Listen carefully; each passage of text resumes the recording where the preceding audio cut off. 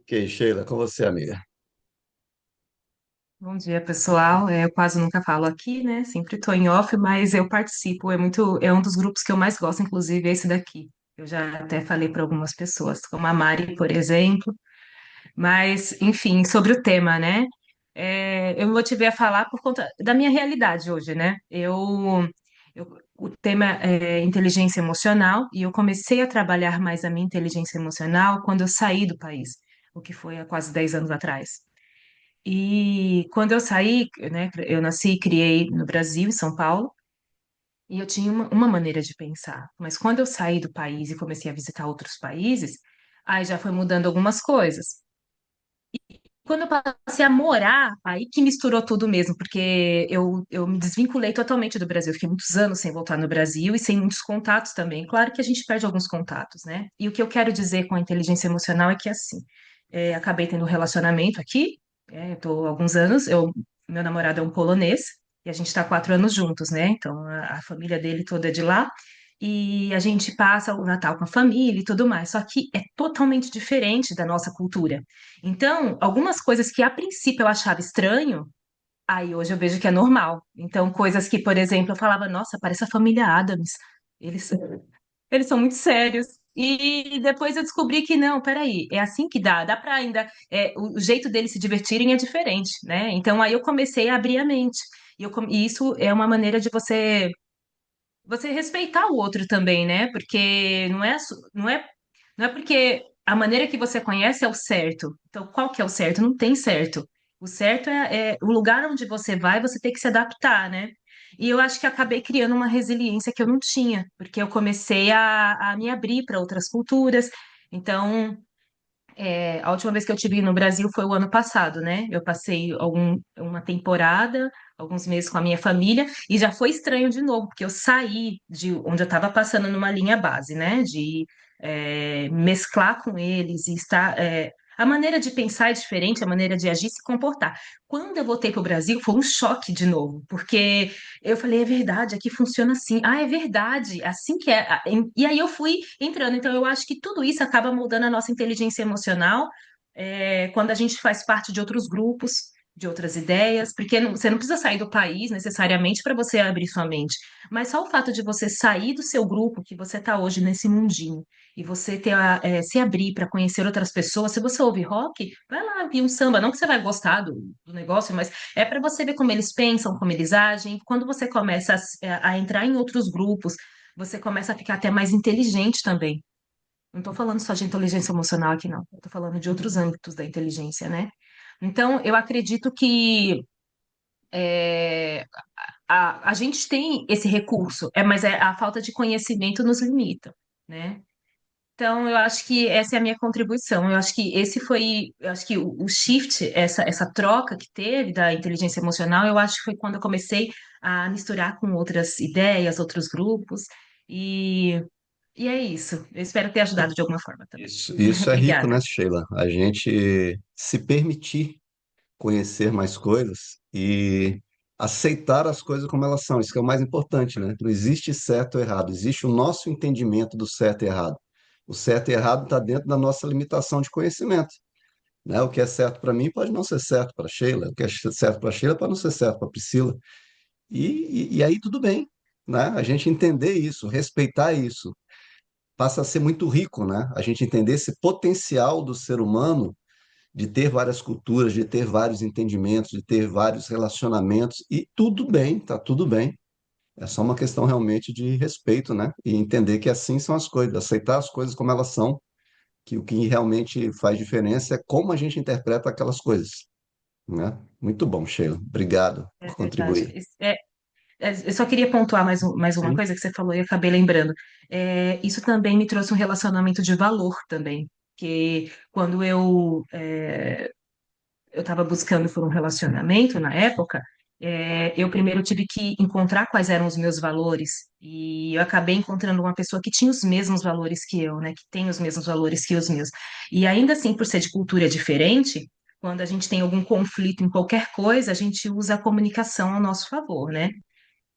Quando eu me refiro à comunicação, não necessariamente eu estava falando do inglês, mas eu estou falando a forma de você, a maneira que você vê. Então, às vezes ele tinha uma opinião diferente, ou às vezes ele estava agindo de uma maneira diferente, que ele fez isso? E aí, ao invés de acusar, primeiro mas o que que acontece? Isso é da cultura ou da pessoa? Então aí eu perguntava, não, é porque eu fiz isso. Tá, mas eu não gosto disso. O que você acha da gente encontrar esse meio termo? Ou ao contrário também, né? Eu tive alguma ação e aí ele, não, isso para mim não tá legal. Então vamos encontrar esse meio termo? Então eu acho que a comunicação abre portas até para amizade também, é assim, né? Se você falou, amigo, eu não gosto que você venha na minha casa sem avisar. Você pode avisar antes? Eu posso. Que às vezes para o amigo não é um problema avisar. Tá bom, tô avisando, não é um problema. Mas se você simplesmente não fala e fica ali só bravo, bravo, bravo, quando o amigo chega, você fecha a cara, o amigo não sabe o que é, você não consegue transmitir, e isso não tem. É zero inteligência emocional, né? E quem sofre são os dois, porque o amigo vai ficar, nossa, será que eu prejudiquei em alguma coisa? E você também vai ficar desconfortável. Então, encontrar esse meio termo. Então, a comunicação é muito importante também, e contribui muito para a maturidade emocional. Enfim, era isso. Obrigada. Aldemar. Priscila Soares, você, minha amiga. Bom dia, gente. Da mulher.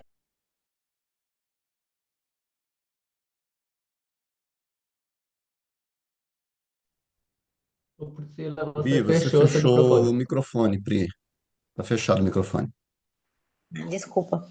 Pronto. Em relação à mulher, a mulher ela carrega muitas coisas, né? Então, se ela carrega.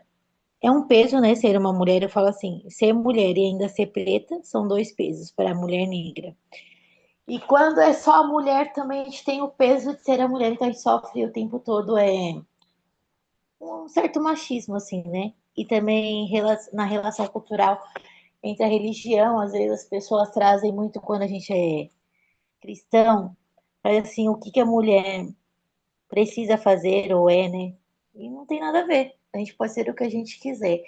E a mulher traz a dor também de carregar a família, mas isso é uma coisa da mulher. A gente carrega todo mundo, quer carregar todo mundo, ajudar todo mundo, acolher as pessoas. E no final, às vezes, você acaba esquecendo de você mesma, e não se observando, e não se cuidando, né? E aí o Sérgio falou uma coisa importante que é da relação entre as pessoas, né? Eu não posso criar uma dependência, né? A outra pessoa não pode satisfazer aquilo que eu preciso fazer por mim. Na verdade, a minha presença tem que contribuir para o outro, para o crescimento do outro, não eu ficar esperando que o outro faça aquilo que eu quero, ou que ele adivinhe aquilo que eu quero que ele faça. A gente está um para compartilhar com o outro e crescer juntos, não para a gente ficar dependendo da ação do outro para a gente ter uma atitude ou fazer aquilo que a gente precisa fazer. Então, essa é a minha contribuição para hoje.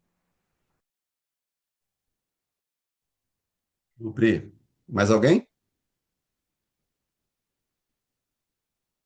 Eu gostaria de Hum. falar. Sim, meu querido. Te falar. É, essa questão, trazendo de quando você começou a falar, no início da sua fala, nós, eu venho de uma família de muitas mulheres, e uma parte desse grupo, a gente resolveu se unir para a gente tentar trabalhar essas questões, né? Porque quando a gente fala assim, eu me observar, eu me conhecer, aí tem eu e o outro, né? E eu tenho que. Aí já tem um desafio. Quando a gente partiu, nós, da família, só algumas, nos reunimos e tivemos um grupo onde a gente começou a colocar para fora as nossas dificuldades, as nossas tristezas ao longo do tempo, como mulher. E aí a gente descobre que a maioria de nós passou por algum tipo de violência. Isso era muito comum, a gente sabe, na sociedade, e hoje ainda acontece. E aí, quando a gente se deparou com isso, a gente foi junta chorar as nossas dores. E aí a gente está nesse processo, nós irmãs, uma parte, né? Se conhecendo, se olhando, vendo quando é que a gente é deixada de lado. Então eu tenho que fazer um processo comigo primeiro, né? Para todas essas dores que ficaram, elas virem à tona, eu olhar para isso, porque não é fácil, e aí olhar para isso e depois eu ir com o outro com quem hoje eu convivo, para que ele possa entender. E que bom que o meu esposo, ele é muito, a gente conversa muito, e ele é muito amigo desse grupo das minhas irmãs que conseguimos dar esse passo. E aí a gente conversando com ele, às vezes ele participa do grupo com a gente, conversando com ele sobre essa questão, como para a gente mulher é pesado, muitas das vezes pelas questões, né, da sociedade, porque tem que dar conta disso, e aí a gente pega para a gente, não tem que dar conta disso, disso, daquilo. E hoje a nossa conversa entre nós e com ele, quando ele participa, é: não, nós somos seres humanos que temos de nos entender, nos respeitar, e não é só nós mulheres tem que dar conta de tudo. Tem que ser repartido, tem que ser trocado. Então, e como a gente tem, como você falou um momento, às vezes a mulher tem mais sensibilidade, ela se abre mais para ver aquilo. Então, isso é uma coisa que ele está conquistando, às vezes participando do grupo com a gente, né? Ele é convidado. E, e aí está sendo algo assim que dói, mas está sendo prazeroso pela questão, sabe, de a gente olhar para isso, descobrir e poder olhar para o outro e dizer, vamos construir junto algo diferente, algo legal. E enquanto a minha profissão de professora, que eu já aposentei, eu conheci milhares, milhares de mulheres, de mães sofridas, que o primeiro ponto era quando se abria para mim, chorava e dizia, eu passo pela violência. E uma coisa muito comum, gente, muito comum, infelizmente. E aí, a luta das minhas irmãs, também o nosso grupo é para isso, amadurecer para ajudar outras mulheres. Mas muito legal essa questão de eu estar com o outro, com meu esposo, meu namorado, ou mesmo até que não seja outra pessoa da família, às vezes que a gente se apega, né? E descobrir isso, que tem que ser essa construção, né? É isso. Muito interessante isso que você está falando, Marquinhos, e vale a pena a gente refletir o seguinte: é, aí envolve, primeiro, a gente tomar o conhecimento disso, né? Como você falou, a gente realmente entender que existe isso tudo que está acontecendo. E que não é fácil, né? Esse processo todo que a gente já falou, né? Esse processo coletivo de dor da mulher é fato. Hoje todo mundo fala sobre isso, tem entendimento sobre isso. Mas aí envolve um processo de perdão e envolve um processo de gratidão. Por quê? Sim, as mulheres são mais sofridas e passaram por tudo isso. Só que se a gente tem um entendimento, que é a primeira parte, segundo, perdoa, e terceiro, agradece, a gente tira o peso e passa a entender que as mulheres também são mais sensíveis, mais evoluídas, exatamente porque passaram por esse processo. Se não tivessem esse processo, não seriam tão evoluídas, tão sensíveis, tão mais próximas de alcançar esse autoconhecimento que para o homem é até mais difícil. Então é louco isso, né? O mesmo fator que cria a dor é o que cria também a evolução e o desenvolvimento. As mulheres não seriam o que são se não tivessem passado por esse processo de dor. E assim teve a evolução. Então, aí entra a questão do perdão por quem causou a dor, porque isso liberta. Esse perdão não é para o outro, é sempre para a gente. E segundo, a gratidão, agradecer. Ainda bem que foi assim para as mulheres, porque só assim as mulheres são o que são, né? Então, todo o processo na vida envolve essas questões. Primeiro, o entendimento, entender e saber que realmente o problema existe. Segundo, perdoar. E terceiro, agradecer, porque isso tudo contribui para que a gente viva leve, né? Muito bom isso que você falou. Mais alguém queira contribuir? Noel, eu só quero pontuar uma situação que olha como que é importante, né? E o quanto é profundo esse tipo de assunto, né? Você vê quantas histórias nós pegamos aqui diante de uma situação e o quanto é importante, que nem você falou nessa questão do perdão. Porque esse processo de perdão é óbvio que é para você. Todos nós passamos por essas situações. Só para vocês entenderem, eu fiz um levantamento dos atendimentos que eu fiz até hoje, 80% das pessoas, independente de homem ou mulher, sofreram abuso sexual na infância. Tanto homem quanto mulher. Só que para o homem, é como se fosse uma vantagem diante de uma situação por ser homem. E para a mulher, traz o dano psicológico muito mais forte. E isso faz com que essa força seja gerada diante dessa situação.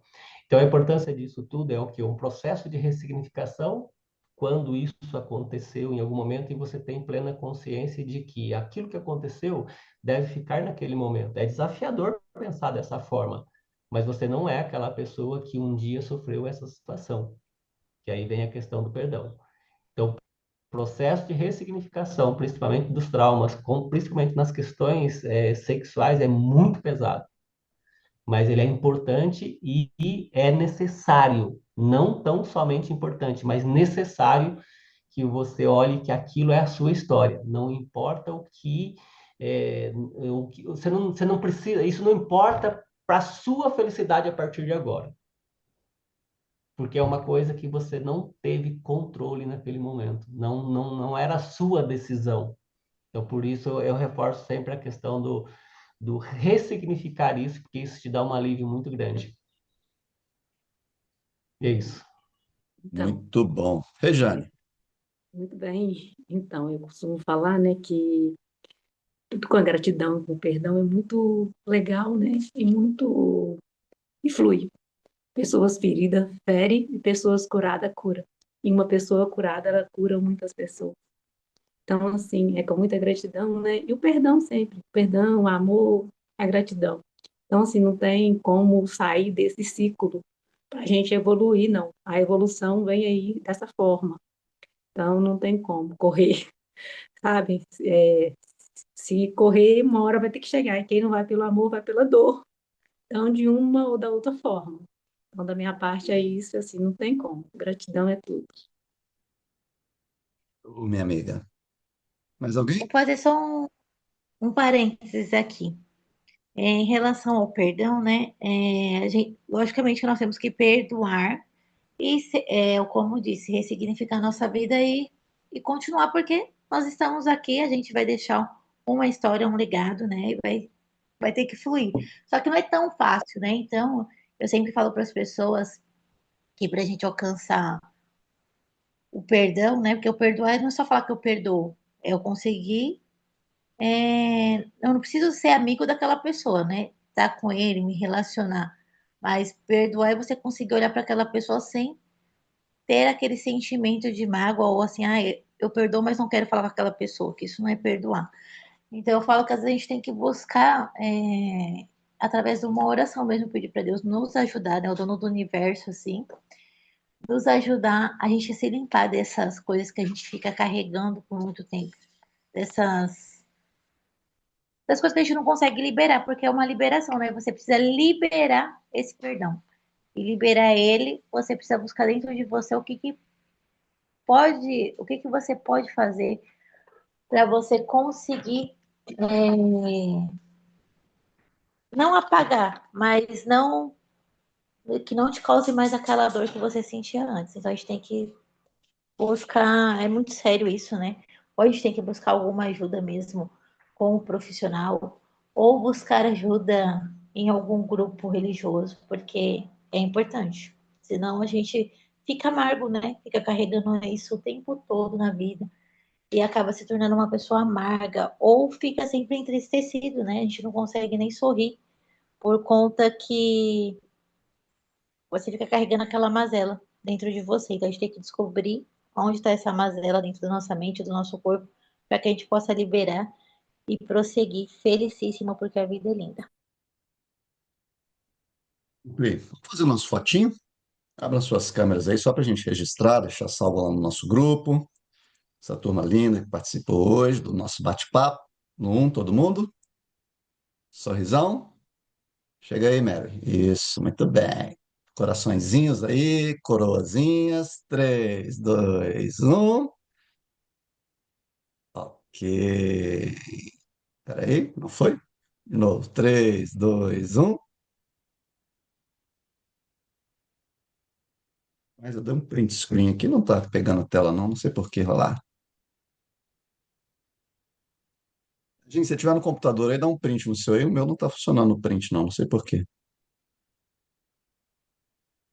Depois recorta lá do vídeo.